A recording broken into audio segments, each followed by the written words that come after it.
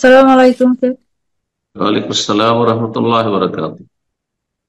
শেখ, আমার একটা কোয়েশ্চেন হচ্ছে, আমি বলতেছি নিউ জার্সি কোথা থেকে। থেকে বলছেন? USA New Jersey. জি।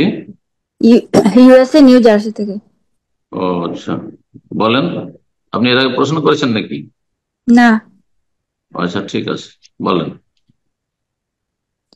হজে যাওয়ার সময় যে ভাই, হজে যারা যায়, যদি ভাই বোনদের সাথে কারো সম্পর্ক খারাপ থাকে বা না বলে যায়, বা যে কোনো মনোমালিন্য থাকে, যে হ্যাঁ আমি আর তোমার সাথে মনোমালিন্য, যে আমাকে মাফ করে দিও, বা আমি বুঝতে পারি না, বা হোয়াট এভার, এরকম কিছু না বলে চলে যায় হজের মধ্যে না বলে। সো এটা কি মানে জায়েজ কিনা? জি, প্রশ্ন গুরুত্বপূর্ণ প্রশ্ন।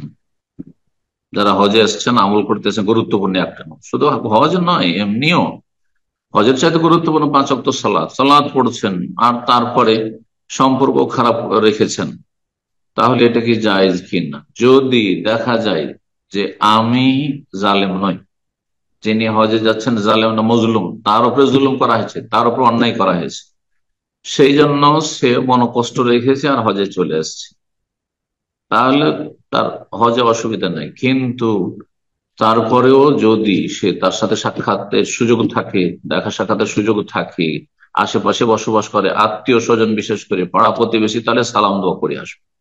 কারণ যদি আপোষে মীমাংসা না করে, তাহলে আসমানে নেক আমল উঠে না, হাদিস রয়েছে।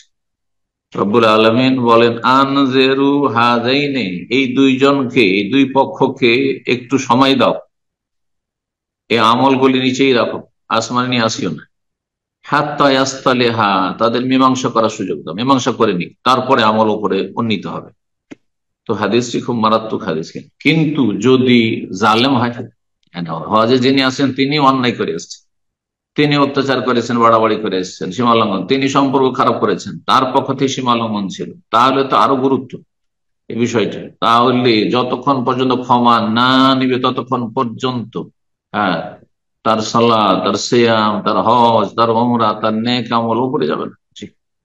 সুতরাং তার জন্য অত্যন্ত জরুরি যে সে মানুষের কাছ থেকে ক্ষমা নিয়ে আসবে, তাহাল্লুল, অর্থাৎ মুক্ত হয়ে আসবে। জি।